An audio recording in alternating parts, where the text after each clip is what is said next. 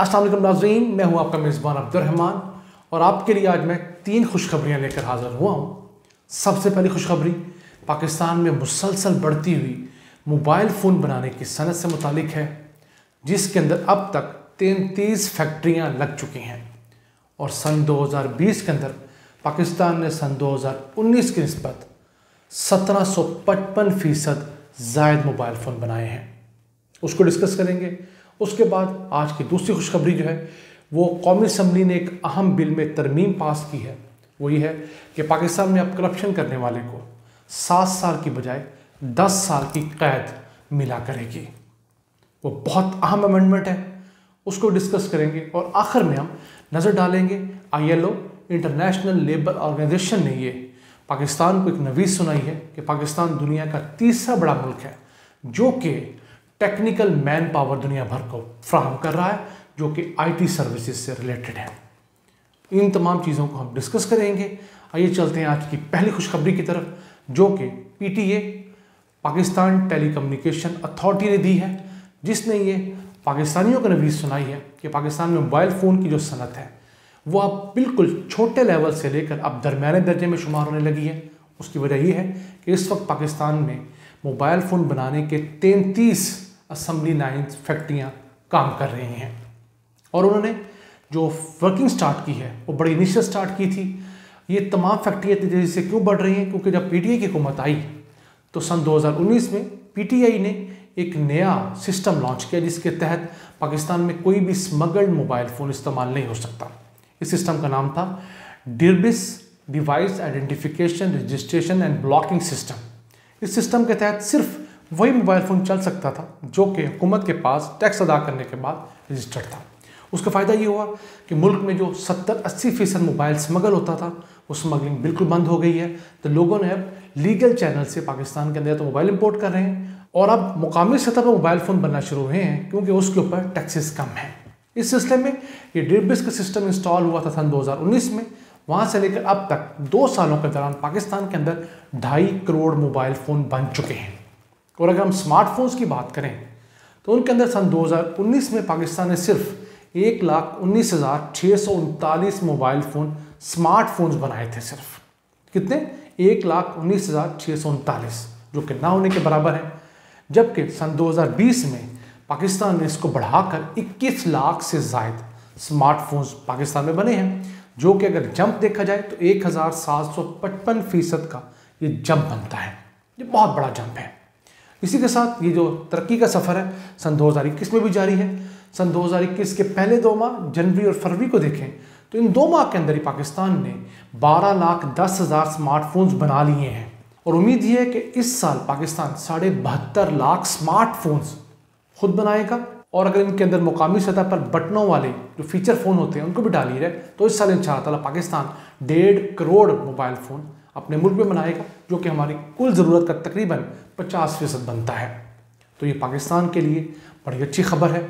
एक अच्छे फ़ैसले का पाकिस्तानी हुकूमत को कितना फ़ायदा हो रहा है। टैक्सेस के मद में आवाम को नौकरियाँ मिल रही हैं, पूरी दुनिया से टेक्नोलॉजी पाकिस्तान ट्रांसफ़र हो रही है। और ये तमाम एदाद शुमार PTA के हैं, पाकिस्तान टेलीकम्युनिकेशन अथॉरिटी के, और उनकी तमाम नोटिफिकेशन आप स्क्रीन पर देख भी रहे होंगे। इसी के साथ साथ एक अहम डेवलपमेंट ये हुई है कि हुआवे के जो प्रेसिडेंट हैं मशरक़ वुस्ता के अंदर, उन्होंने PTA का दौरा किया है, जो कि पाकिस्तान में मोबाइल फ़ोन को रेगुलराइज करने का अदारा है। उनके साथ साथ पाकिस्तान में हुआवे के CEO डिप्टी CEO भी मौजूद थे। इन्होंने PTA के साथ नेगोशिएशन की हैं, बाहमी दिलचस्पी के उमूर डिस्कस किए हैं। लेकिन उसके अंदर जो अहम बात यही है कि अब हुआवे भी इंशाअल्लाह ताला अपन करीब सुनेंगे कि पाकिस्तान के अंदर अपना मोबाइल असम्बली प्लांट लगाने जाएगा इंशाअल्लाह ताला। तो ये पाकिस्तान के अंदर एक बहुत बड़ी तब्दीली, बड़ी साइलेंट तब्दीली आ रही है। हम उम्मीद करते हैं कि अगले साल इंशाअल्लाह ताला सन 2022 में पाकिस्तान अपनी ज़रूरत के मुकम्मल मोबाइल फ़ोन खुद बनाना शुरू कर दे।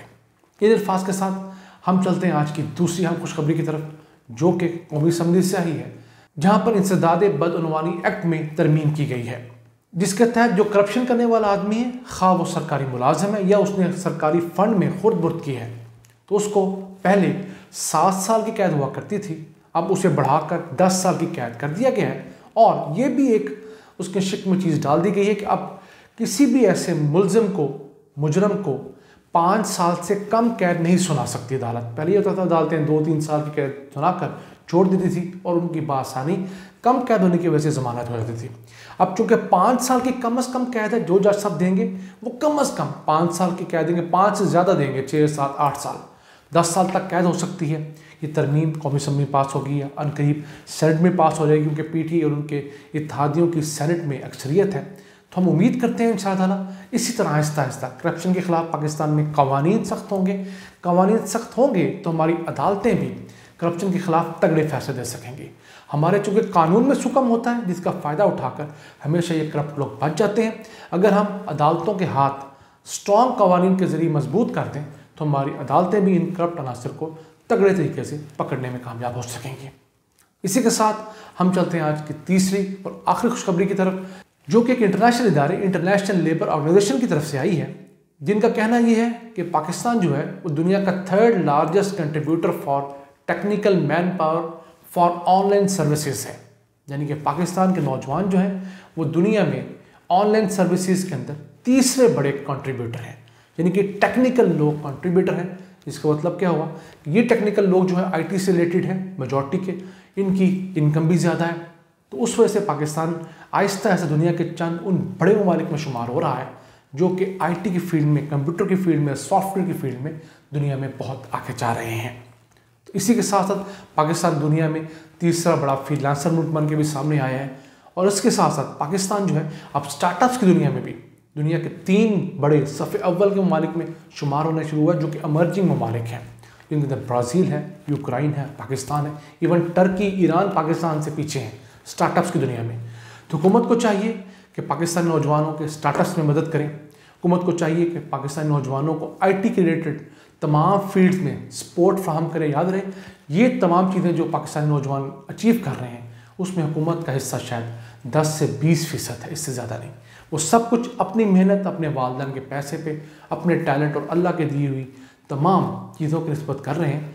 तो हुकूमत को चाहिए अपना कंट्रीब्यूशन कम से कम 20% बढ़ा के 50% करें, उनके लिए आसानियाँ पैदा करें। और इसी के साथ साथ अमर्जिंग टेक्नोलॉजीज़ जो हैं जो दुनिया में बढ़ रही हैं, जिसमें ब्लॉकचेन आती है, ऑगमेंटेड रियलिटी आती है, बिग डाटा है, इंटरनेट ऑफ थिंग्स है, इस तरह की आर्टिफिशियल इंटेलिजेंस है, इन तमाम चीज़ों की तालीम को बार बार बढ़ाए ताकि पाकिस्तान $100 कमाने की बजाय 1000 नहीं $10,000 कमाने की पोजीशन में आ सके। जितनी मेहनत हमने $100 कमाने में करनी है उतनी मेहनत से अगर हम $10,000 कमा सकें तो हम अपने कर्जे भी उतार सकेंगे, अपनी मईशत को बेहतर कर सकेंगे और आलमी सतह पर सर उठा कर जी सकेंगे। इन अल्फाज के साथ अपने मेज़बान अब्दुर्रहमान को इजाज़त दीजिए और अल्लाह से दुआ गो रहिए कि वो पाकिस्तान पर अपनी रहमतें और बरकतें नाज़िल फरमाता रहे। अल्लाह ने के बाद।